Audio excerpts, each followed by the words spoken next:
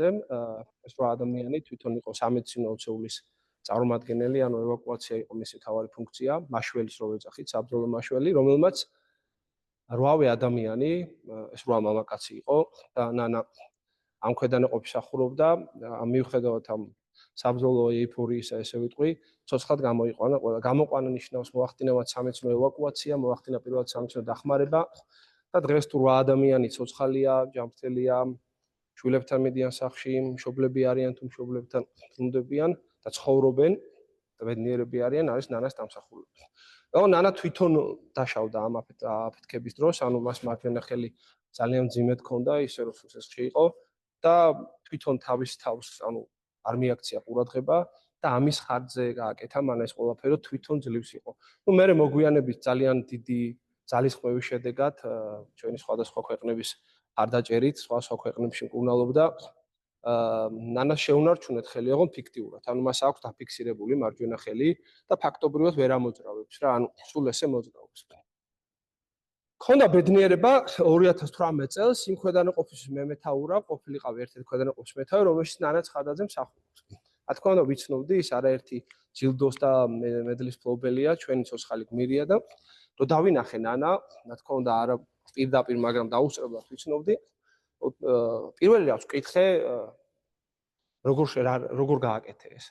ანუ სულ ბავშვობიდან მგონია, რომ ესეთი ადამიანები უბრალოდ იბადებიან, უბრალოდ უფრო ძლიერ რაღაცნაირები არიან ჩვენზე, ჩემზე პირობითად, რაღაცა არაორდინალური და მგონია, რომ ესეთები უბრალოდ იბადებიან და მე ესეთი ვერ ვარ ალბათ და სულ მაინტერესებს სად პოულობდნენ ამ ძალას და მაშინ შევიცვალე ეს აზრი, ნანამ ესეთი ამ მკითხე, რომ იმის ფონზე რომ თავად დაშავებული ხარ, როგორ მოახერხე ეს? ანუ სად პოვე ძალა, რა მოგცა ეს ძალა მაინტერესებდა.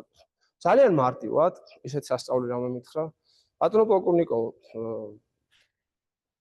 ჩვენ ერთი გუნდი ვართო, ერთი ოცეული, ერთი ქვედანაყოფი ვართო და სხვა გამოსავალი არ მქონდა. ანუ ისინი მენდობოდნენ მე, ანუ ჩემი ფუნქცია არის, რომ პირველად სამედიცინო დახმარება გამეწია და ისინი მენდობოდნენ მე. და მე ამას, ანუ დობამ და აი ამ გუნდმა ისეთი ძალა მისცა, რომელიც ფაქტობრივად აღმოჩნდა იმის, ესე რომ ვთქვათ, სტიმულატორი, რაც მოახერხა და შეძლება.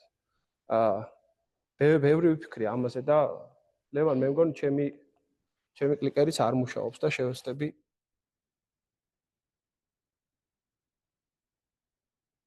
შეგიძლიათ ამეხმარო, ანუ ვერ ვთავ სლაიდებს და ვერც შემდეგ სლაიდი მინდა გადავთო და რატომღაც არ გამომდეს. მე მგონი თუ გამოვთავ და სლაიდზე დააკლიკებ, ანუ უბრალოდ სლაიდ-შოუზე რომ დავაკლიკოთ, ერთი კლიკი შეიძლება წაიღოს. всё. პრინციპში გავიაზრე, რომ მე მცირე სამხედრო გამოცდილებით ვისაუბრებ, თუმცა არა მარტო. გავიაზრე, რომ გუნდი არ არის ადამიანების ჯგუფი, რომელიც უბრალოდ ერთად მუშაობს. შეიძლება იყოს თანამშრომლები, მაგრამ არ იყოს გუნდი. ჩვენი გამოცდილებით გუნდი არის ადამიანთა ჯგუფი, რომელიც ერთმანეთს ენდობა. სამხედროებს გვაქვს ესეთი საინტერესო წესდება, როდესაც საბრძოლო ფუნქციებზე ვსაუბრობ და ვემზადებით საბრძოლო ქვედანაყოფები რაღაცები, არის ეს საბრძოლო ქვედანაყოფები და არის ეგრეთ წოდებული მხარდამჭერი ფუნქციებს ვეძახით. აი მაგალითად საბრძოლო მებრძოლს ჭირდება მხარდამჭერი, სამედიცინო პერსონალი, ლოგისტიკა, კავშირკაბლა, ანუ მთელი ფუნქციები, რომელიც ხარს უჭერს იმას, რომ თქვათ მებრძოლმა იბრძოლოს ან ნებისმიერმა თავის ფუნქციას შეასრულოს. და ერთ-ერთი მთავარი ამძრავი ძალის გამაძლიერების ვეძახით, არის ზუსტად ლიდერობა და გუნდურობა. ანუ ლიდერობა და ძლიერი გუნდი არის ძალა, რომელიც იმ ეფექტს ან აძლიერებს, ან ასუსტებს. ყველაზე ძლიერი იარაღის მქონე ქვედანაყოფი არ არის ბრძოლის უნარიანი, თუ მას არ აყავს გუნდი, რომელიც ამას შეძლებს. და ეს გუნდი ძირითადად არის დაყრდნობილი აი ნდობაზე, რომელიც უნდა ჩამოყალიბდეს. და ნდობას აქვს ერთი პრობლემა. ანუ ეს ინსტრუქცია არ არის. ჯარში ვერ ადგები და ვერ იტყვი, რომ ადექით, მენდეთ არის გენდობით და დაჯექი. ანუ ეს არ არის ინსტრუქცია, ხო, ეს არის გრძნობა. ვერ გასცემ კომანდას ადექით და მენდე და გრძნობა სჭირდება ჩამოყალიბება. გრძნობა უნდა გაჩნდეს და ჩამოყალიბდეს. და აი ნდობა არის ის, რაც კრავს თელ გუნდს და მინდა ამასთან დაკავშირებით ძალიან საიმონ სინეკი არის ესეთი ლიდერშიპის გურუს წოდებული მეცნიერი, რომელსაც აქვს ესეთი ანალოგი და მინდა ესე რომ ვთქვათ, ეს მისი ანალოგი წამოვიღო და როგორც ჩანს ჩვენი სლაიდები ესე უნდა ვიმოძრაო. უსაფრთხო წრეს ეძახის.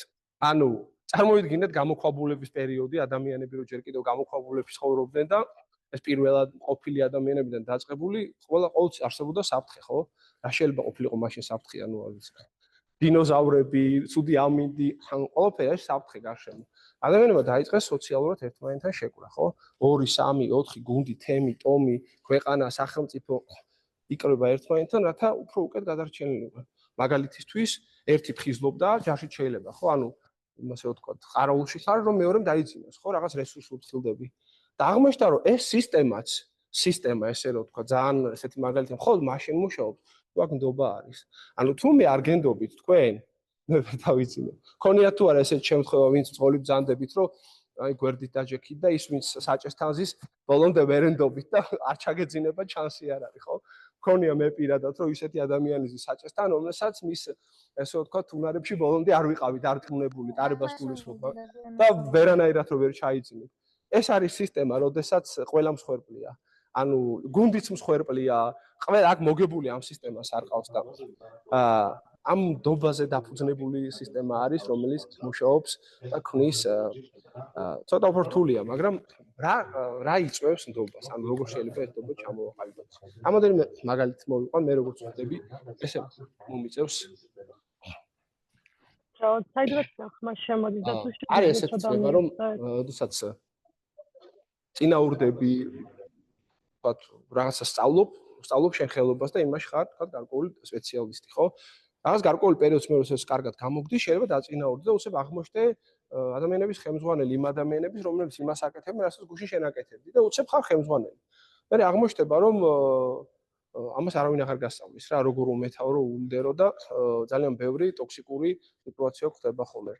ერთ-ერთი ცოცხალი მაგალითი მყავს, დავითი იყო ჩემი ჯარისკაცი, მოდი ასე ვთქვათ, თანამშრომელი, განმაზოგადოთ, რომელთანაც ერთად ვიმსახურე რაღაც პერიოდი და როგორც ახლა ჩვენთან ჯარში ხდება, გადავედი მე სხვაგან ფუნქციურად ვიზდებით, გადავდივარ სხვა ფუნქციებში და ერთჩვენია დღეს დათო შემეხმიერა და რაც ხარდაჭერა მთხოვა, რომ იმ დანაყოფში, სადაც ის მუშაობდა, მსახურობდა, გარკვეული პრობლემები ჰქონდა, ასე ვთქვათ, დისციპლინარული გადაცდომები, თანამშრომლის და გაგდები საფრთხით ემუქრებოდნენ.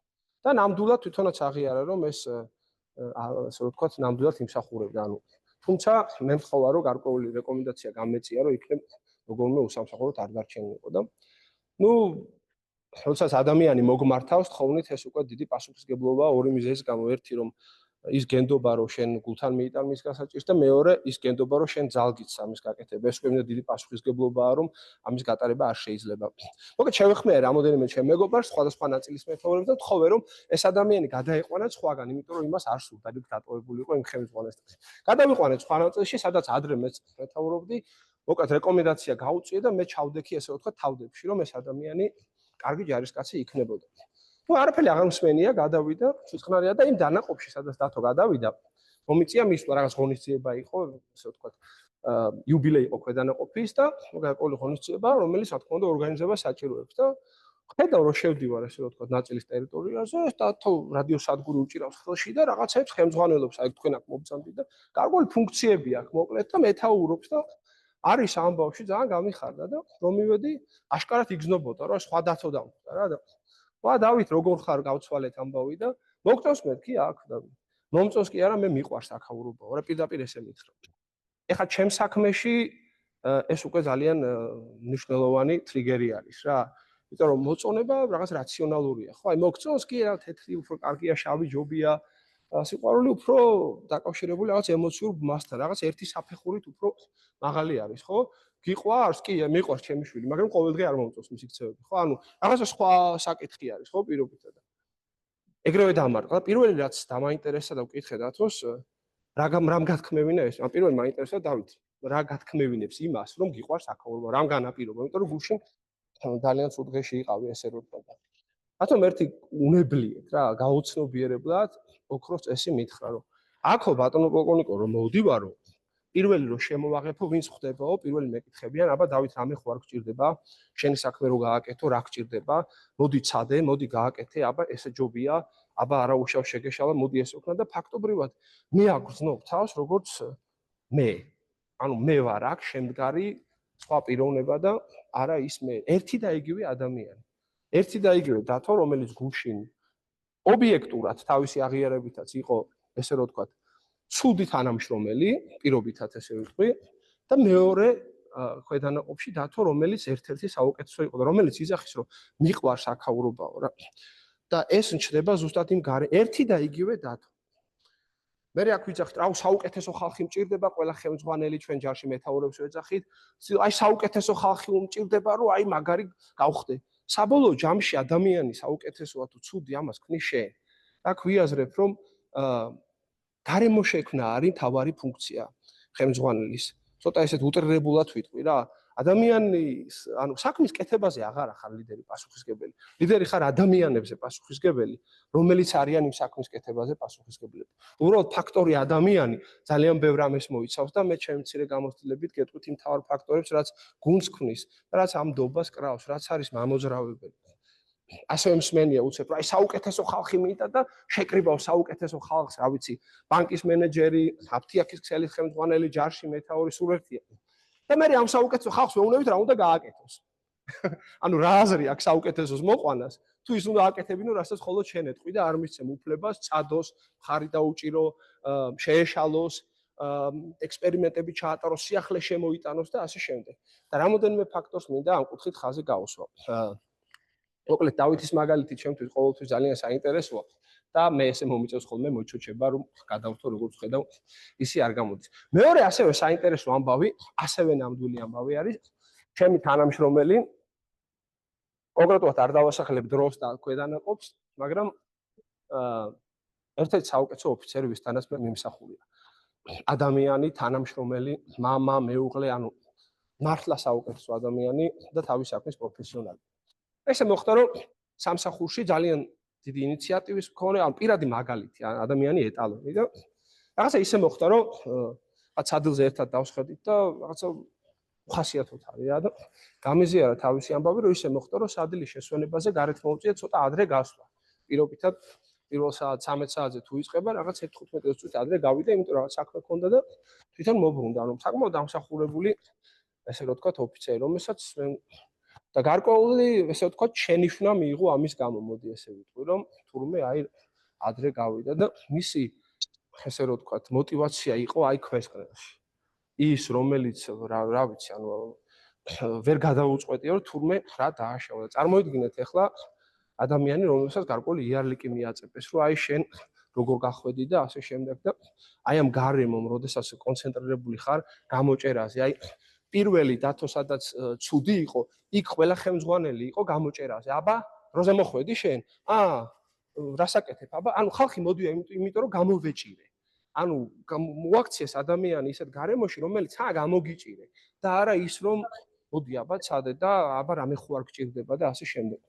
რა თქმა უნდა, ეს კიდევ ერთი ესე ვთქვათ, მანათობელი შუქურა იყო იმის, რომ ადამიანები რომლებიც ლიდერის პოზიციაზე მოხვდებიან და თვითონაც ლიდერები უნდა იყვნენ, იმიტომ არის პოზიცია და არის ლიდერობას არ აქვს, არც ფუნქცია, არც თანამდებობა, არც წოდება. ეს არის მოწოდება და ადამიანის უნარები ხარში ამოუდგეს მეორეს და შექმნას ის გარემო, სადაც ადამიანი შეძლებს თავის საკუთარ და საუკეთესო ვერსია იყოს.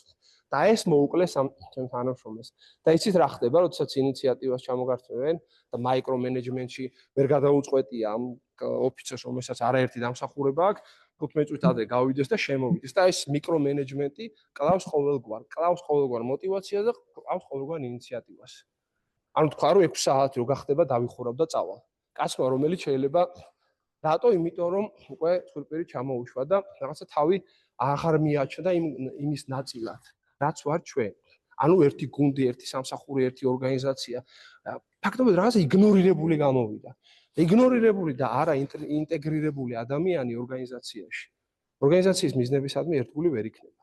თუ არ შემეკითხებით მე, აბა შენ რას ფიქრობ და პირიქით აქ მომიკლავთ ინიციატივას და ზუსტად ის უნდა აკეთოთ, რასაც მე გეტყვით, მიხართ იმისა, რომ საუკეთესოები შევკრიბეთ და საუკეთესო იმიტომ ვარ, რომ ესე იგი რაღაც მიწვალი, რაღაც გამოცდილება მივიღე და ეს ჩემი ესე რომ ვთქვათ, აკლემს რო აკუზით მოვიტანე რაღაც და მინდა რომ აქ დავხარჯო, ხო და უცებ რასაც შემეუნები, ის უნდა ვაკეთო, რაც კარგია, მაგრამ მე არ მეძლევა ინიციატივის საშუალება და ეს მიკრომენეჯმენტი კლავს ყოველგვარ мотиваციას, კლავს ყოველგვარ სტიმულს და რაც თავარია ინიციატივის აღების სურვილი აღარ უჩნდება ადამიანს. მოკლედ, ეს ეფექტი რომ უცებ რაღაც გადავრთო, არ გამომივიდა, ესე იგი, რომ ჩანს მე მგონი, ეკრანზე ჩანს. სლაიდები თუ ჩანს თუ ამეხმარებით, იმიტომ რომ ჩვენად დიდ ეკრანზე ჩაგვიმელდა და თუ დამეხმარებით ვინმე სლაიდებს თუ ხედავთ. მანიპულაცია, ინსპირაცია ეს ჩანს სამწუთას. მე მგონი უნდა ჩანდეს. კაი, თავარი აქ ჩანდეს. ჩემი გამოცდილებით, როცა საუბრობთ ადამიანების ქცევაზე და ამ ქცევაზე ზეგავლენის მოხდენა დადებით კონტექსტში, ამის მხოლოდ ორად-ორი გზა არსებობს. ორად-ორი გზა ეს არის ან მანიპულაცია, ან ინსპირაცია. მანიპულაცია რა არის? აბა მოდი ბიზნეს кейსებიდან ავიღოთ. კლასიკური მანიპულაციის кейსებია რაღაც ისინი აქვია. რეკლამის როზე, აი მაგალითად სამსაბურავს თუ იყიდი მეოთხეს გაჩუქებთ პირობითად. ან 2 1-ში და 2-ს თუ იყიდი 1 კიდე მოყვება უფასო და ან 2-ს თუ იყიდი მესამეზე დისკაუნტი იქნება და ჯერჯი პალატაში მე მანიპულაცია არის ასევე ჯილდოები, ან წახალისებები, მედლები, ფაქტობრივად რაღაცის მანიპულირებ რომ რაღაც კარგი საქციელი, ან ადამიანი რომელმაც იცის. მე არ მეგულება ადამიანი რომელიც არ მოიქცევა კარგად, რომელმაც წინასწარ იცის რომ ის დაფასებული და ხაზგასმული იქნება. ძალიან იშვიათად. ალბათ არასებობს წესები გამონაკლის გარეშე, მაგრამ უცებ ადამიანმა იცის რომ ის რომ სრულყოფს გარკვეულ საქმეს კარგად, აუცილებლად დაჯილდოვდება, მისი ფოკუსი აუცილებლად მანიპულირება. ასევე მეორე მხრივ დავითის მაგალითი თუ იცი რომ დაიჭები ამა თუ იმ სასჯელზე, ეს გარკვეული მანიპულაციაა. მანამ ის თავიდან სულ ნეგატიურად მესმოდა და ხანდახან მანიპულაცია მუშაობს. მე мотиваციაზე ერთურს გაგიზიარებ ჩემ გამოცდილებას და განსაკუთრებით როცა мотиваცია არ გაქვს და ყოველთვის ვერ გექნება, ეს მანიპულაცია დადებით შტრიხებს შემოიტანს პატარა ესეთი ბიზგებს. თუმცა ალბათ ზერ პერსპექტივაში მანიპულირებით მართული ორგანიზაცია ვერ გადარჩება და მაინც შემოდის რაღაც გარკვეული ინსპირაცია და რა არის ინსპირაცია, ვინები არიან ინსპირირებული თანამშრომლები? ალბათ ჩემ მაგალითზე ვიტყვი, როცა ჩვენ სადაც მუშაობ თუ მსახურობ, ემსახურებ იმაზე დიდს, ვიდრე შენ თვითონ ხარ და იდეას. ანუ შენს მიერ გაკეთებული საქმე ვერ აიწონება ვერანაირ ხელფაში, რომელისთვის ბოლოს ჩაირიცხებენ. ყოველთვის შენს მიერ გაკეთებული საქმე ამ სხორპლი გაცილებით უფრო მაღალია. არ არის რაციონალური, აი ლაიქ არ არის. არის ირაციონალური. გზნობასთან არის დაკავშირებული და იმასთან რომ შენ ემსახურები იმ იდეას. და ეს მიიღწევა მხოლოდ რამოდენიმე ნაბიჯით, რომელსაც მე შევეცდები რომ ჩემი გამოცდილებით კიდე დავამატო აუცილებლად ჩართულობა ძალიან დიდ რამეს ნიშნავს და მინდა რომ ამ შემთხვევაში ერთი ესეთი кейსი გავიხსენო. ნამდვილი ამბავი არის 2008 წელს იყო ეკონომიკური კრიზისი, რომელმაც საკმაოდ ძლიერად მოვიჩოჩი ახლოს რომ გადავრთო შემდეგი სლაიდი, საკმაოდ ძლიერად დაარტყა, ესე რომ ვთქვათ, სოფლიო ეკონომიკა, სოფლიო. რაც უფრო დიდია ეკონომიკურად სახელმწიფო, მით უფრო დიდი ზიანი მიიღო. ამერიკის შეერთებულ შტატებში იყო ესეთი კომპანია, რომელიც ანუ რაღაც გარკვეულ საქონელს აწარმოებდა, თუ აღშტებით ამ სასმეს. საკმაოდ დიდი კომპანია, რომელიც მთელ ამერიკაში ქსელურად იყო მოდებული. და ერთ ღამეში ამ კომპანიას, ესე რომ ვთქვათ, 10 მილიონი ზარალი ნახა. და რა თქმა უნდა, ახლა კომპანია შეიკრიბა, ბორცს რო ეძახიან ხელმძღვანელები და უშუალოდ აღმასრულებელი დირექტორი, CEO-ს ეძახიან. შესთავაზეს რომ მოკლედ გეგმა გააკეთეს რომ გარკვეული თანამშრომლები უნდა გაუშვან, იქ დაწონეს კრიტერიუმები რომ მოდი ეს დავტოვოთ რაღაც კრიტერიუმის მიხედვით მაქსიმალურად სამართლიანად, ესე რომ ვთქვათ, ცადეს რომ რამოდენიმე ადამიანი გაუშვათ რომ რაღაც პირობითად 1 წლის მერე ეს დანაკლისი ამოვიღო. ანუ შემცირებაზეა საუბარი ან ხელფასების მოჭრაზე და ასე შემდეგ. გენერალური დირექტორი სხვა ადამიანია, მას არ ეჯერა ეს რაღაცა ბუღალტერიის და არითმეტიკის, მასში ადამიანი არის ნომერ პირველი ღირებულება. და ამის გარშემო ტრიალებს ყველაფერი და არა ის რის გამოც კომპანია მუშაობს. ის პირობითად ფინანსური პროფიტი, ესე რომ ვთქვათ, არის შედეგი და არა მიზანი. შედეგი უბრალოდ საქმიანობის ერთ-ერთი შედეგი. მაგრამ მიზანი იყო ადამიანები, მათი ბედნიერება და მათი ის რომ ადამიანებზე ეზრუნება. მოკლედ კომპანიის დირექტორმა, აღმასრულებელ დირექტორმა ეს რამე უთხრა, რომ დაჯექით ახლა ბორცს, არ მაინტერესებს, გამოიყვანეთ ისეთი გადაწყვეტილება, რომელიც ადამიანებზე იქნება ორიენტირებული და თან გამოძრებით ამ კრიზისისგან. პირდაპირ მნიშვნელობით ჩაკეტა შიგნიდან თვითონაც, შემოიტანა ესე ვთქვათ ყავა და მთელი საშუალებები და მოკლედ გარკვეული დროის მერე ესეთი გადაწყვეტილება მიიღეს და მთელი რა ვთქვათ შოკი ამ ამბავის თავარი ეფექტი არის თუ როგორ გააცნო გენერალურმა დირექტორმა ეს გადაწყვეტილება ფართო საზოგადოებას ჩართვით. მან ესეთი რამე თქვა, რომ მე მირჩევნიაო რომ ჩვენ ყველამ ცოტათი ვიზარალოთ, ვიდრე ჩვენ ზოგიერთმა თანამებრძოლმა, თანამშრომელმა საერთოდ ბოლომდე იზარალოს და გავწილო. და მას შემოიღო ესეთი პროგრამა. კომპანიის ყველა თანამშრომელი ვალდებული იყო ერთთვიანი უფასო ხელფასშეუებულება აეღო. შეუებულება არ იყო აუცილებელი, რომ მისი დაწყებული რიგით თანამშრომელი ყველა ვალდებული იყო. და არ იყო აუცილებელი, რომ ერთი თუ ერთიანად აგიღო რა. შეიძლება ერთი კვირა აგიღო პირველ კვარტალში, მეორე კვარტალში, მას ერთ კვირა უხელფასობა ერთი კვირის ნაკლებად შეგტყობოდა. და აი ეს დაანონსა მან, რომ ჩვენ გვირჩევნია, რომ ჩვენ ყველამ ცოტა ვიზარალოთ, ვიდრე გავწიროთ ადამიანები. და თქვენ უნდა გენახათ мотиваცია ამ კომპანიაში. ავიცით 20,000 ადამიანი კომპანია, ანუ мотиваცია, სტიმული წავიდა ზემოთ და რასაც ესენი არ ელოდებოდნენ, მოხდა ის. ანუ კომპანიამ დაზოგო 20 მილიონი ნაცვლად 10-ისა, რა თქმა უნდა ერთ წლის თავს. რასაც არ ელოდებოდნენ, მოხდა ის, რომ თანამშრომლებმა ერთმანეთთან დაიწყეს თანამშრომლობა. ანუ ლაშა მიადგა გიორგის და ეუბნება, რომ გიორგი ვიცი, რომ დედაშენი შეუძლო თარი და მოდი მე ორ კვირას შენ ორი კვირა აიღე და მე ავიღებ 6 კვირა უფასო შეუძლებას, რომ შენ ნაკლებად დაზარალ და ხალხმა დაიწყო ერთმანეთთან თანამშრომლობა. და ეს მოხდა მარტო იმიტომ, რომ ლიდერშიპმა, ხელმძღვანელებმა და როგორც ჯაში ვეძახით, მეთაურებმა აიღეს დარტყმა თავის თავზე პირველი ის გარკვეული უსაფრთხო წყე შექმნეს, რაც ხვის ხანის ადამიანს ჰქონდა. ორგანიზაციაში შექმნეს უსაფრთხო წრე და ის საფრთხე, რომელიც გარედან მოვიდა, არა დინოზავრის სახით პირობითად, არამედ სამსახურის დაკარგვის სახით, ამას მაიღეს თავის თავზე. პირველი დარტყმა მიიღო თავის თავზე და აგზნობინა, რომ ჩვენ ზრუნავთ თქვენზე, რომ ადამიანი არის ნომერი პირველი ღირებულება. იმ კომპანიამ დაზოგა უფრო მეტი. სტიმული აქვს ყველაზე და არც ერთი თანამშრომელი ამ კომპანიის აღარ იყიდებოდა, არსად არ გადადიოდნენ, იმიტომ რომ ეს აღარ იყო მათ კომპანია, ეს იყო ოჯახი. და აქ გაჩნდა ნდობა. და როდესაც შენ ენდობი შენ ხელმძღვანელებს, ლიდერებს, რომ ისინი შენზე ზრუნავენ, არც კრიზისის დროს აღარ აყენებ ეჭქვეშ მას გადაწყვეტილებას, რომელიც შეიძლება ვეღარ შეგითანხმო, ხო? იმიტომ რომ ენდობი, რომ მშვიდობიანობის დროს, როგორც ჩვენ ამას ვეძახით, ჯარში და აი ნაკლები კრიზისის დროს, ისინი აი ეს თანამშრომლობენ ადამიანებთან. და ამ დროს შენ დროს და ენერგიას აღარ ხარჯავ იმაში, რომ თავი დაიცვა ცუდი უფროსისგან. ანუ უსაფრთხოდ ხარ რა და მიმართული ხარ თანამშრომლობაზე. წარმოიდგინეთ ახლა უფროსი, რომელიც გიკიტინებს ბოდიში, ჩემი მეგრული თუ იმერული გამოთქმისთვის. ანუ წარმოიდგინეთ, შენი დრო და ენერგია მოაკლდება საქმის კეთებას, რათა თავი დაიცვა ცუდი თანამშრომლისგან, ცოტა კრიტიკული უფროსისგან და ნაკლებად ორიენტირებული ხარ იმ საქმეზე და არ მიგაჩნია შენ ამის ნაწილი ხარ. თითოეულ მათგანს მიაჩნდა, რომ ისინი ვალდებული იყვნენ ამ ორგანიზაციისთვის ემსახურად. ეს საკმაოდ მაგარი მაგალითია ასევე ადამიანის სტიმულზე და ინიციატივაზე რო ლაპარაკობ, არ შემიძლია თქვა ერთი მაგალითი, როდესაც ესეც ცოცხალი მაგალითი არის ამერიკაში ერთ-ერთ კომპანიაში ორი თანამშრომელი, ესე ვთქვათ, მორიგეობით დატოვეს ერთკვირიანი, ესე ვთქვათ, შეუძლება ჰქონდათ რა, რაღაც long weekends ეძახიან, არ ვიცი, მოკლედ რაღაც დღესასწაული იყო და მთელი უფროსობა წავიდა.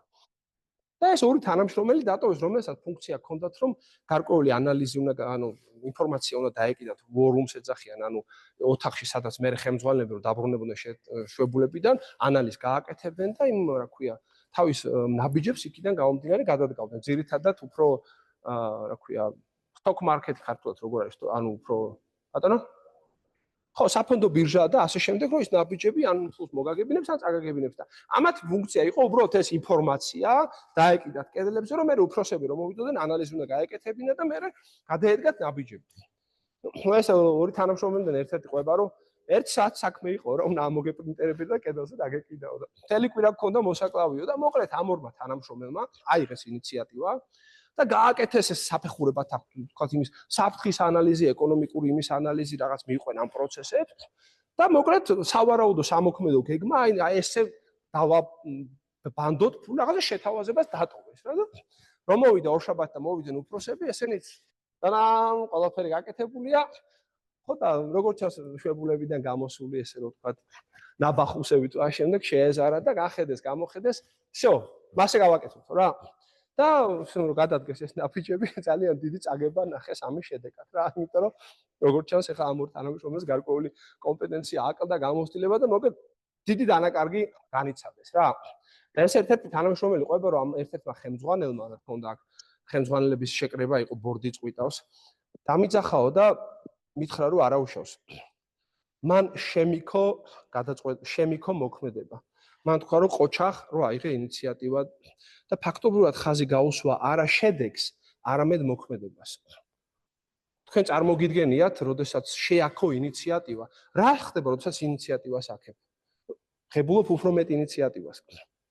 და თქვენ წარმოგიდგენიათ, რომ ეთქვათ, რომ ეს რა გააკეთეთ, თქვენ არაფერი არ იცით და თქვენ რამდენი წლისაც ხართ, იმდენი მარტო გამოცდილება მაქვს და თქვენ მე რა უნდა მასწავლოთ და ჩვენ ჯარში ესე ცნობილი ფრაზა გვაქვს, რომ შენ რამდენი წლისაც ხარ, იმდენი კილო სამაქვს ნაჭამი რა ქვია სამხედრო საჭმელს ვეძახი და მოკლედ მთელი ფრაზები, რომ შენ მე რა უნდა მასწავლო და ეს რო ეთქვა, წარმოგიდგენიათ, რომ ეს ორი ადამიანი ცხოვრებაში ინიციატივას აღარ აიღებდა. ანუ დასრულებული იყო მათი ამბავი.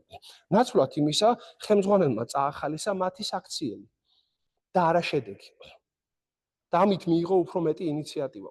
მესმის, რომ ცოტა იპოთეტურია და არც ისე მარტივი, მაგრამ მიიღო ადამიანი, რომელიც ჩართულია ორგანიზაციაში და მიგაჩნია შენად. კიდევ ერთხელ, თუ მიგაჩნია, რომ მე არც არავინ არაფერს არ მეკითხება, ფაქტობრივად იმ დობას ვერ გააჩენ. ეს არ გაჩნდება, ეს ხო ინსტრუქცია არ არის, გაჩნდა დობა. დობა იმისა, რომ ნახე, შემეშალა. მე შეცდომებზე ცალკეულად, მაგრამ ნაცვლად იმისა, რომ შემეშალა, ვენდობის შემდეგში მე რომ მოვალ, სამსახურში კი არ მოვიტყულები, კი კაცო ვიცი. აბა, გავაკეთებ, იმიტომ რომ რო თქვა რომ არ ვიცი, იქნებ დამითხოვონ სამსახურიდან. ან იქნებ ნუგზარი ჩემი თანამებრძოლი დააწინაურონ, იმიტომ რომ ისახს ვიციო. სინამდვილეში არც იმან არის. პირობითად. თუ გძნობ თავს იმ რომ ვენდობი მე ამ ხალხს, მხოლოდ იმიტომ რაღაც არ ვიცი, ან რაღაც ვერ გავიგე, ან რაღაც შემეშალა ამას დავმალავ. და თუ გამოგიჭერენ დამალავ და თუ ხვდები რომ ღია უსაფრთხოა გარემო, ფაქტები მაინც მოხდება. იგივე შვილის და მშობლის ურთიერთობა ყველაზე მაგარი ლიდერობის მაგალითი არის მშობლები და შვილების ურთიერთობა. მოსახდენი მაინც მოხდება, პრობლემები მაინც იქნება, უბრალოდ შვილ თქვენ აღარ გეტყვით. იმიტომ რომ თქვენთან კარები ამოჭედილია და უბრალოდ არ გეცოდინებათ. მეტი არაფერი არ მოხდება.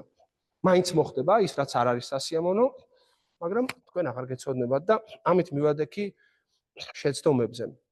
ჩემი გამოცდილებით და არა მარტო ალბათ სამხედრო ორგანიზაციაში ეს შეცდომები შეგეშალა ჩამოსაწერი ხარ ცოტას ვუტრებ მაგრამ თქვენ გამოცდილებაში ატარეთ ჩემი მიღებული გამოცდილება და მისი ანალიზი რამდენად დამღუპველია რა შვება შეცდომა და მე ეს აკეთებს რაღაც გარკვეულ კომპლექსებს გაძლევს რომ აღარ ვცადოთ რო შემეშალოს მე ის რა სიტყვის, ესენი რა სიტყვიან, ის რა სიტყვის და შიში ჩდება იმისა და ამ შიშს იმისა რომ არ დაუშვა შეცდომა ნაბიჯებს აღარ გადმევინებს და ზუსტად ფრაზა რა სიძახით ამ შიშით რო არ დაუშვა შეცდომა ან არ გამკითხონ ან არ გაუბანძდე ან ასე შემდეგ უფრო მეტი ოცნება მოუკლავს ვიდრე თვითონ დაშვებულ შეცდომებს რა არის შეცდომა ხო ანუ ამონაშვილი ჩვენი ესე ვთქვათ ცნობილი პედაგოგი, რომელსაც აქვს ესეთი რამე ნათქვამი. თქვენ ნახავთ ილია ჭავჭავაძის სიტყვებს ხაიძე. ამონაშვილი, როდესაც ხელმძღვანელობდა სკოლის დირექტორი იყო თუ არ ვშტები, მისი მონაყოლია და მინდა გაგიზიაროთ. ვინმე მიცით ძალიან საინტერესო ამბავია. მოკლედ ამონაშვილი ყვება, რომ პატარა მესამე თუ მეოთხე კლასელი გოგო მყავდა მოსწავლეო გვანცა ერქვა, თუ გაქვთ მოსმენილი ძალიან საინტერესო ყვება და ეს გვანცა მხიარული ბედნიერი ლაღი ბავშვი იყო ნიჭიერი და მოკლედ ერთ დღეს რაღაცა შენიშნა, რომ ეს ბავშვი აღარ არის ისეთი ლაღი მხიარული და კითხა რა ხდებაო რა. ამ გვანცამ ამოუყო თავისი რვეული, თუ არ ვშტები მათემატიკის რვეული იყო და აი ეგ შეცდომები რო ქონდა, მათემატიკის მასწავლებლებს წითელი კალმით ქონდა გასული შეცდომა არასწორი და რო შეხედავდი რომ წითელი კალამი გადაჭრელებული იყო და იფიქრა რომ ეთქობა ვერ ვარ კარგი რა და დათრგუნა ამან რა, რომ აქცენტი იყო შეცდომებზე გაკეთებული.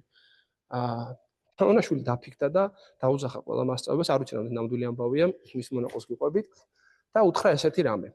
დღეიდან წითელ კალამს არ ხმარობთ და შეცდომებს ესე არ ვაფეტიშებთ, ესე რომ ვთქვათ და გამოაყენებინე მწვანე კალამი, სადაც მასწავლებლებს დაავალა, რომ მწვანე კალმით გაესვა ხაზი იმ ადგილებს, სადაც მაგრად გააკეთა ჭკვიანური რამე თქვა და ასე შემდეგ და მე სხვათა შორის რა შეცდომებიც იყო იმისთვის სიტყვიერად ეთქვათ. ანუ აქცენტი გააკეთა იმაზე, რაც უფრო მაგარი იყო.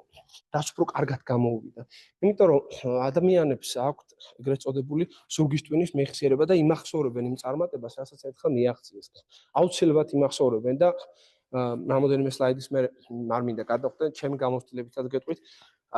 სულ ერთია, მაგალითისთვის ის წარმატება, რომელიც ფიზიკურად შევქმენი, პირობითად ვირბინე მარათონი 42 კილომეტრი შტატებში, ვაშინგტონში და რამდენად გამოწვევას მივაღწია და მე სწავლის დროს, ანუ სხვა გამოწვევა, ხო, აკადემიური გამოწვევა, ღამეს ათენებ, ესეები გაქვს საწერი და ანუ ეს გიტრიალებს twin-ში რომ შენ ანუ არა აკადემიური, მაგრამ შენ ხასიათის სიმტკიცე გაქვს და ამას გააკეთებ. და ეს რომ ერთხელ რაიმეს მიაღწიე, ილექება სადღაც ზურგის twin-ში და გაძლევს ძალას, რომ ხელმეორედ გააკეთოს.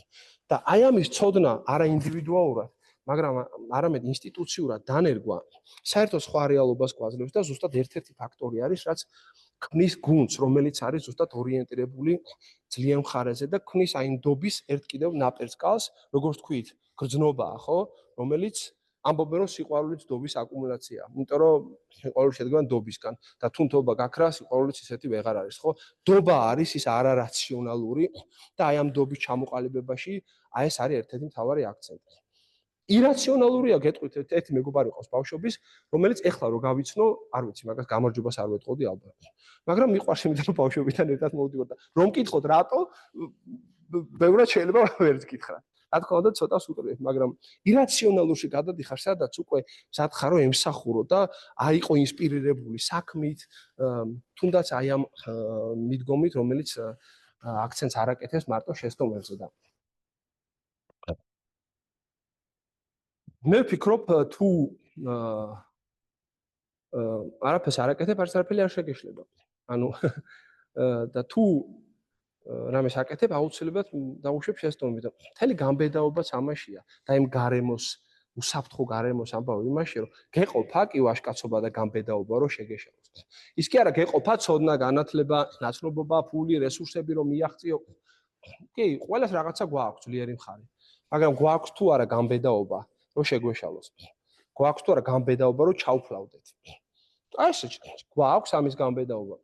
ტომას ედისონი, ეცით ალბათ რომელმაც გამოიგონა ელექტროენერგია ნატურა, ტომას ედისონმა ჩაატარა თურმე 1000 წარუმატებელი ექსპერიმენტი, იცოდით? მეც არ ვიცოდი.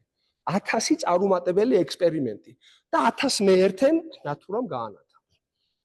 ანუ ყოველი შეცდომა არის საშუალება რომ ისწავლო. მე იქ ბურთები მქონდა მოყვანილი. შეცდომაზე რომ საუბრობ, აუცილებლად მინდა ესეთი ანალოგი მოვიყვანო ბროლის და რეზინის ბურთებთან დაკავშირებით. რა ხდება, როდესაც რეზინის ბურთებით ჟონგლიორობ, ხო?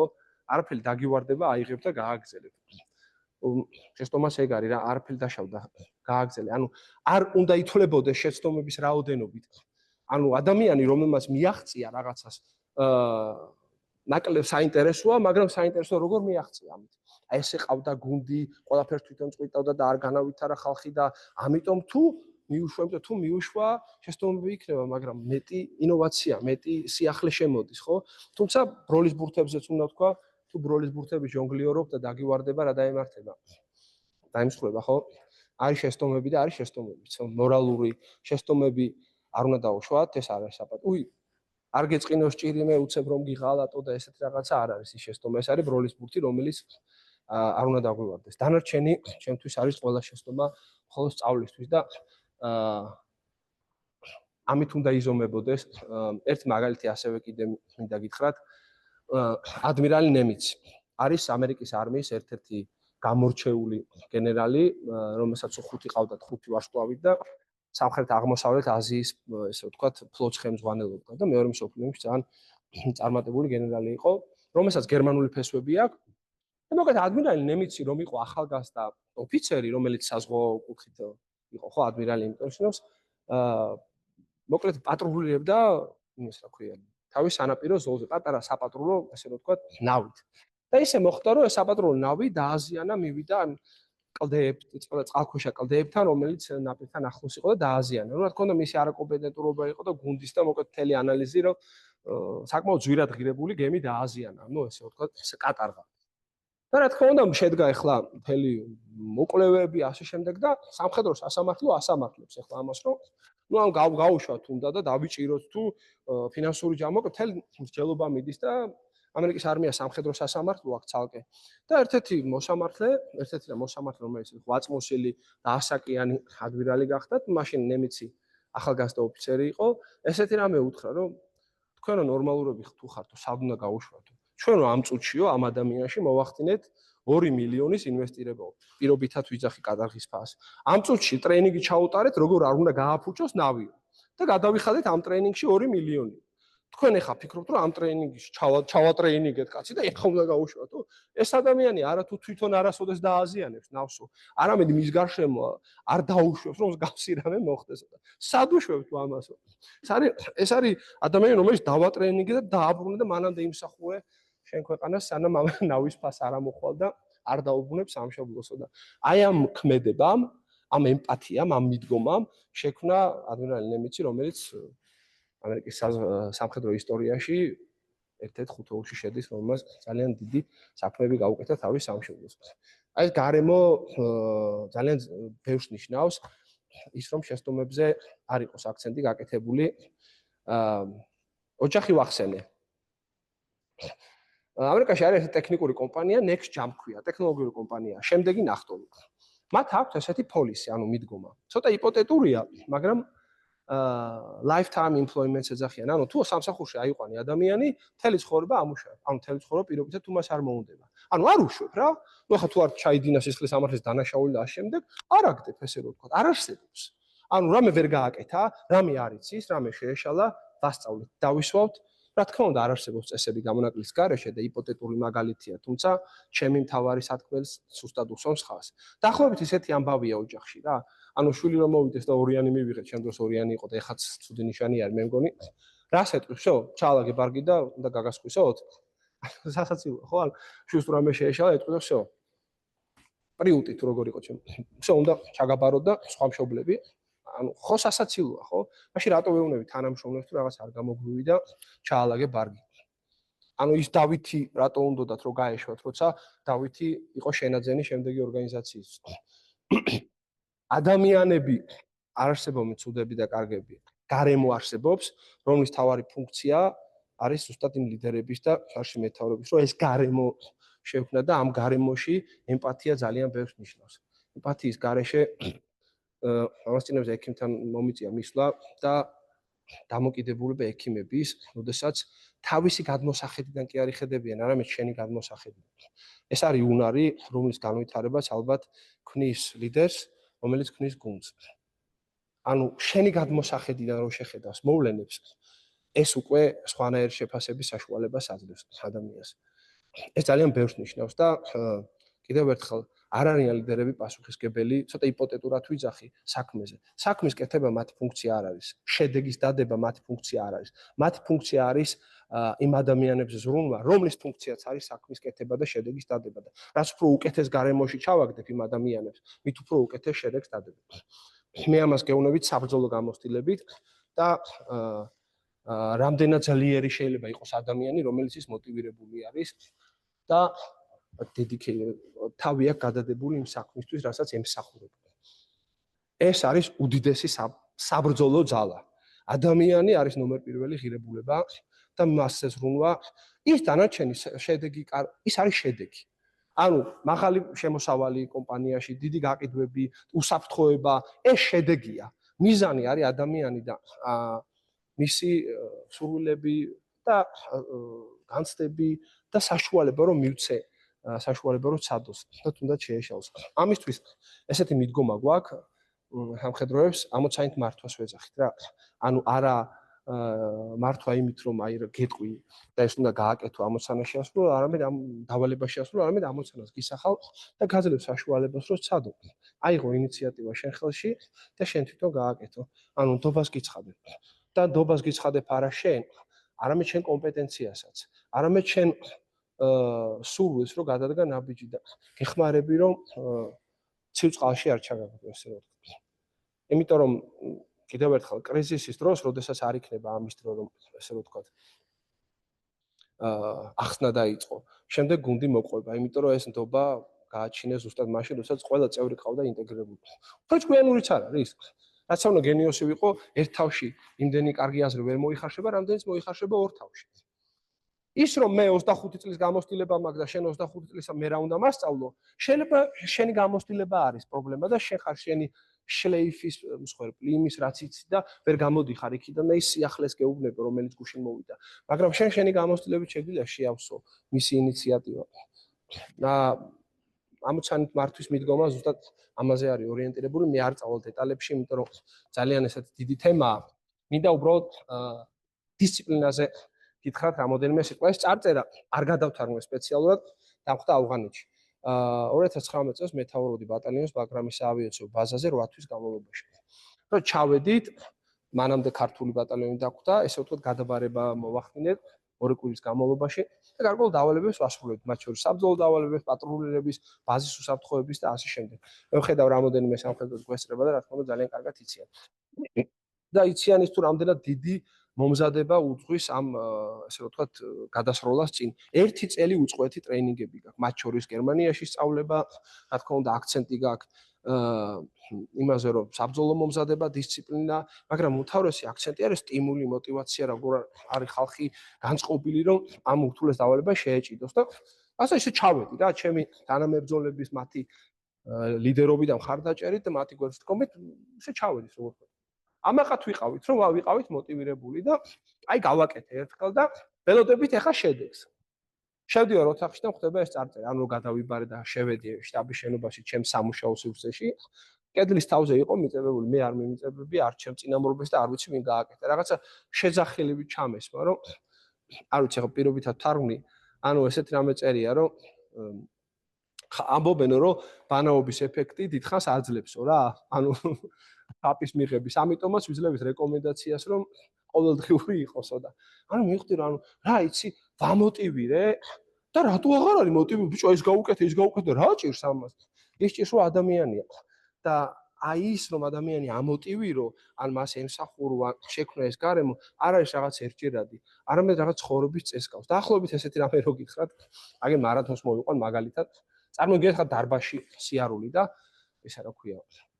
თვეში ერთხელ რო წახვიდეთ, ყავს ერთი მეგობარი ხოლმე, უცებ მოუნდება ვარჯიში და წავა თვეში ერთხელ და პირობითად 9 საათი ვარჯიშებს თვეში ერთხელ, ანუ ხო ვერ მიიღებ შედეგს, შანსი არ არის, ხო? აი ყოველ დღე 20 წუთი რომ მივარჯიშო, აუცილებლად მიიღებ შედეგს. აუცილებლად მიიღებ შედეგს. არ ვიცი როდის, გიორგი უფრო ადრე, ლაშა უფრო გვიან, მაგრამ კბილების გასუფთავების არ იყოს. ყოველ დილით თუ არ გაისუფთავეთ კბილები, ალბათ თვეში ერთხელ რო 1 საათი ისუფთავოთ კბილები, ალბათ ცუდი შედეგი დაამთავრეთ, რომ ყოველ დღე უნდა 3 საათი, ხო ესეა. ამიტომ ვიძახი რომ ეს რაღაც უფრო ცხოვრების წესია. ეს არ არის, აი რო გადაწყვიტო რომ სულ ფორმაში იყო, მოხვალ ფორმაში, თუ გაანებებ ვარჯიშ თავს, ისევ დაკარგო ფორმას. ამიტომ რომ ეს არის ცხოვრების წესი. ანუ ეს არ არის რაღაც ერთჯერადი მოვლენა და ავღანეთში ჩასვლის დროს ზუსტად ეს მომივიდა, აზრად რომ იცი რა, ხიზლად უნდა იყო უფრო მეტად. ეს არ არის რაღაც ერთი, იმიტომ რომ ის დავითი, რომელიც დღეს კარგი მოსამსახური არის, ხვალ შეიძლება ისევ იმ დავის და ემს გავსოს, რომელიც მანამდე სხვა ნაწილიდან გაშვებას უპირებდა. რომ ეს არ არის რაღაც ერთჯერადი ძალისხმევა, არამედ ეს უნდა გახდეს ცხოვრების წესი. მარათონის მაგალითი მინდა მოგვიყვანოთ დისციპლინაზე.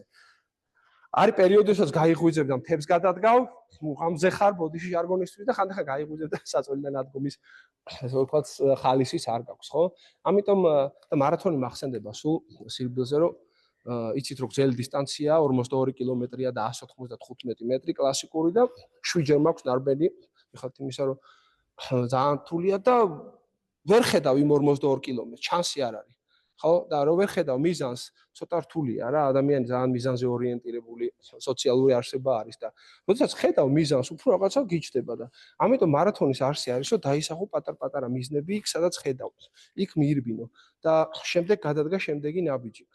ანუ სცენს არ იყოს, ანუ რაღაც გარკვეული მოკლე ნაბიჯებით, მოკლე მიზნებით გახვიდე ბოლოში და დისციპლინა არის ის, ოღონდ შედეგი გინდა. დისციპლინა არის ის, რაც გვეხმარება იმაში, იმ დროს, როდესაც ამის სურვილი არ გვაქვს. თუ მარტო მაშინ ვიმუშავებთ, როდესაც თავს კარგად გრძნობთ, ვერნაირ შედეგზე ვერ გავალთ. და ვისწავლოთ მაშინ მუშაობა, როდესაც არ გვაქვს რა ეხა მაგის მუღამი და ეს არის ჩემ შემთხვევაში ის, რომ აი სულ არ ვარ რა ერთნაირი ხასიათზე მეც ადამიანი ვარ და აი ამ ყველას წყალებში ვერ მოვეფერები სულ და ეს ემპათია არ მაქვს სულ რომ აბა ეხლა მის ადგილზე წარმოვიდგინო თავი და აბა რატო და ხან აფეთქდები და აი აქ უკვე უნდა ჩაერთოს დისციპლინა რომ არა გამოძებნე უნარი რომელიც მიგიყვან შედეგამდე. იმიტომ რომ თუ მარტო მაშინ იქნები კარგი მეთაური და ჩვენც კარგ ხასიათზე ხარ, მაშინ შორს ვერ მიხვალ და საერთოდ ვერ მიხვალ მიზანთან. და დისციპლინის განვითარება როგორ ხდება? ადვილად თქმადია, რთულად შესრულებადი, ხო? აკადემიას, ეროვნული თავის აკადემია, რომელიც გორში არის დისლოცირებული, აქვს ესეთი სლოგანი: ვისწავლოთ გამარჯვება. ესეც სლოგანი აქვს, ვისწავლოთ გამარჯვება. გამარჯვება სწავლადია. ესეთი ფრაზა არსებობს გერმანული, man wächst, ანუ ადამიანი იზრდება დავალებებით. ანუ იდეა ესაა, რომ დღეს თუ ამდენს დაგავალებ, თან მეც არ უნდა ჩაგაგდო ცივწყალში, რომ თუ ვიცი რომ ვერ შეძლებ, არ უნდა შეგიქმნა მეხსიერება იმის წარუმატებლობის, ჯერ ცირეს დაგავალებ და ხარს დაგიჭერო გამოგივიდეს, ხო? მე ნელა აგიწევ, რაც უფრო წევთ, ესე ვთქვათ, ბარს, როგორ გადასახტომს პირობითად, მით უფრო იზრდება ადამიანი და ზუსტად აი ამ დავალებებით, ამოცანებით და მხარდაჭერით იზრდება ნაბიჯ. მთების გადადგმა რთულია, ხო ესეა, მაგრამ კენჭების გადაადგილება ადვილი. აცილებით ადვილი.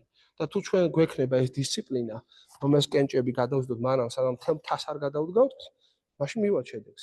პირდაპირ მნიშვნელობით უტრირებულია, მაგრამ ეს არის დისციპლინა, რომელიც ალბათ ყველამ უნდა გამოიმუშაოს და რომელიც ძალიან მნიშვნელოვანია განსაკუთრებით სამხედრო მეთაურების და სამხედროების, იმიტომ რომ ყოველთვის ერთ ხასიათზე ვერ გაიღვიძებ. და თუ მარტო ისეთ დროს ვიმუშავებთ კიდევ ერთხელ, როცა კარგ ხასიათზე ვართ, ნამდვილად ვერ გავალთ შედეგს. სულ 2 წუთი მინდა, ერთი მცირე მაგალითი მინდა მოვიყვანო, სულ მქონდა, ანუ იდეა, რატომაც ალბათ ჩავისი ფორმა 26 წლის უკან იყო ეს რაღაც ელიტარული ჯარისკაცის იდეა. ანუ ეს ელიტარული სამხედრო, რომელსაც რკინის ხასიათი აქვს, ძლიერი ნერვები, ფიზიკურად რაღაცა წყალქვეშა მეთანძრია, ჰაერიდან ჩამოხდება, წყალში ცეცხლს აკრობს და რაღაცა აი ესეთი ჯარისკაცობა, მაგრამ მიზიდავდა არა მარტო ფიზიკური, არამედ ის იდეა, რასაც ემსახურები და მოკლედ ეს ელიტარული ჯარისკაცი იდეა არსებობდა რა და თან ახლა ეს რაღაც მაშინ ბერეტიანი რაღაც კომანდო სამხედროები რომელიც სასწავლებლად ჩადიოდნენ და გამიმართლა და თქვა ჩემი სამხედრო სწავლის განმავლობაში აკადემია დაუმთავრა გერმანიაში, ანუ აქ შემარჩიეს და გამაგზავნეს. გერმანიაში არის ესეთი კურსი, მარტოხელა მებრძოლის კურსი ეძახიან, ანუ გადარჩენის არის ერთთვიანი. აი ზუსტად ის რაზეც ბავშვობაში ვფიქრობდი, რომ აი ამას თუ გაივლი და ჩამოვკიდებენ და აუ ყველა მიცის, ნუ აუ ნახე ამან რა გაიარა და მოკლედ ახალი მისული ვარ ამ კურსზე და ინსტრუქტორს ვეკითხები, აი სანამ დაიწყებოდა ამბავი, ჯერ რბილები რო იყვნენ, ესე რომ ვთქვა. შევხვდა და ესე ვეკითხები, ვახშამი იყო, რომ ანუ როგორი არის, ვინ ჩააბარებს მეთქი რა, აი ელიტარული ჯარისკაცი. აი ახლა ჩვენ ხო ვარ, როგორ ფიქრობ, როგორ რა უნდა გავაკეთო, რომ ჩააბარო და ესეთი რამე მიმიხვდა რა და ესეთი რამე მითხრა, რომ გამოიარა ერთმა ახმახმა გერმანელმა ესეთ ფორმაში, დიდი მაღალი. აუ მეთქი ვიფიქრე ამაზე თუ მეტყვის, ახლა ესეთი თუ არ ხარ ვერ ჩააბარებს, დავიღუპე. მეუბნება რა ის დიდი ალბათობით ვერ ჩააბარებსო რა. ხა რა იცოდა, მაგრამ რისი თქმაც უნდა და მიმანიშნა. მერე მეორემ გამოიარა ასევე რაღაც წარმოსადეგმა და ამგეზე მეუბნება რომ ესენ დიდი ალბათობით ვერ ჩააბარებენ კაცო და გამოიარა ერთმა ჩაოლებრივმა სათვალეებს ატარებდა სუსტი ესეთი არაფრით ფიზიკურად, ანუ გულისხმობ ფიზიკური მომზადებით არაფრით გამორჩეულმა და შეიძლება დიდი ალბათობით იმან ჩააბაროსო რა. ამ კურსო არ ამთავრებს არც შესაძლებლობა, არც ფიზიკური, არც ამ კურსს ამთავრებს ხარდაჭერი და გვერდით გომითო. წარმატება არის შედეგი ერთობლივი მუშაობის. გამორიცხული აქ ჩვენ რასაც ვასწავლეთ, მიუხედავად იმისა, რომ მარტო ხელა მებრძოლი კურსი ქვიაო, აქ ვასწავლეთ გუნდურობას და იმას, რომ გუნდის გარეშე წარმატებას ვერ მიაღწევს. და ელიტარული სამხედრო არის ის, ვისაც აი ამ გაჭირვების დროს, აი როცა ფიზიკურად გიწირს, მენტალურად, სულიერად ხორციელად, დაჭრილი ხარ და აი ამ დროს, როგორც ნანა ცხადაძემ იპოვა ძალა, რომ დაეხმარო შენ თანამებრძოლს მარჯვნივ და მარცხნივ. აი ეს არის ელიტარული ჯარისკაცი. ეს არის ელიტარული ექიმი, რომელსაც შეუძლია რომ გადააბიჯოს. ის არის ელიტარული, რა ვიცი, გაყიდვების მენეჯერი, ის არის ელიტარული ბანკის თანამშრომელი, რომელიც ადამიანს ემსახურება და აქვს უნარი, რომ ხარი დაუჭიროს და დაეხმაროს გაჭირვების დროს თავის მარჯვნივ და მარცხნივ. და ბოლოს რაც ნანამაც მიპასუხა ცხადაძემ და არ მithქვამს, ნანა ცხადაძეს ვკითხე, ესეთი რამე რომ ნანა როგორ გააკეთე ეს მეთქი რა. და თავარი ბოლოს რაც მითხრა არის რომ ბატონაშაო, ისინიც იგივეს იზავდნენ ჩემთვის. რა იცი მეთქი და ვენდობი და მჯერავდა. ანუ ეს რომ ისინიც იგივეს გააკეთებდნენ ჩემთვის, რაღაცნაირად ჩამჩა რა. და თითქოს ესეთი რაღაც ცხოვრება გელაპარაკება. სწავლებაზე ვართ კოჯორში, იანვარია თუ თებერვალი, მოგეხსენებათ კოჯორი ძალიან ცივი ადგილია და მთელი დღე გარეთ რო ხარ ამ სწავლებაზე და გაჭირვებაში და სასურველია რომ მეთაურიც იქ იყოს და ლიდერიც, ხო, ეხლა სამხედროების სწავლებაში არიან და შენ თბილად რაღაც ოთახში არ გამოვაყო. ცალკე თემაა. მოკლედ, ეს სწავლება რაღაცა შესვენება არის და ამ დროს სასურველია გარეთ რო ცივა, ესე რო ვთქვათ, გამოიტანოს ცხელი, როგორ ვთქვათ, ჩაი რა, რომ ცოტა სითხე მივიღო ცხელი და ამ შემდეგ და ეს სპეციალურ ჭურჭელში გამოდის და რამდენიმე 150 ადამიანი ვარ და ეს დიდი ჭურჭელია, სადაც გინაწილები და გვაქვს ესეთი სპეციალური ეს ვთქვი პატარა ჭიქები და ჩავდექით ესე რიგში როგორც წესია და რა თქმა უნდა როგორც მეთაური და ხელმძღვანელი ბოლოს ჩავდექი რიგში ძალიან კარგი წესია ესე მარტო ჩემი დადებით თვისება არ არის ასე რომ ვთქვა ესეთი კულტურა გვაქვს და სულ ბოლოს ჩავდექი მე როგორც და მაგრამ მივდივართ ეხლა და ძალიან ძნელი გასანაწილებელია ეს ხო ნივთი არის სითხია და როგორც ჩანს სერჟანტმა რომელიც ამას ანაწილებდა გაუჭირდა რა და ბოლოს რომ მივედი არ დარჩა ჩემთვის რა აბსოლუტურად არაფერი აი ბოლოს ეს გადაწყვეტა და გაშრა გამწვანდა რა მანდა მაინც მეთაურთან დამაკლა და ამისთვის მიმეცა და მოკლედ მე დავრჩი ჩაის გარეშე რა დაახლოებით ერთი 150 ადამიანია აშკარად 100-ზე მეტი და ამ დროს რა მოხდა ხო ფიქტიური რაღაცა წრულმანი შეიძლება იყოს და უცებ ვიხედები ანუ რავი რა თვალით დავინახე უკლები ყველა წამოდგა ვის ეს შენიშნა ეს ფაქტი და წამოვიდა ჩემთან რომ თავისი სითხე ჩაი გადაენაწილებინა ჩემთვის ლოგიკური ხო ანუ ყველა ეს მოიქცევთ ალბათ მაგრამ რო გეკითხათ მათთვის რომ რატო აკეთებ ამას ხო ისიც კაი რა შენია რა გაანებე თავი რა რატო აკეთებ ამას ალბათ იგივეს გიპასუხებდნენ რომ ისიც იგივეს გააკეთებდა ჩემთვის თუ იგივეს არ გააკეთებ მათთვის არავის არ გააკეთე აი ისინიც არ მოიქცევდნენ ამას ასე და გონია რომ მათ პასუხი იქნებოდა რომ ისიც იგივეს გააკეთებდა ჩემთვის აი განა ეს არ არის ესეთი ორგანიზაცია ან გუნდი სადაც ყველა დიდი სიამოვნებით ვიმუშავებთ და ვიმსახურებდით ალბათ კი დიდი მადლობა ყურადღებისთვის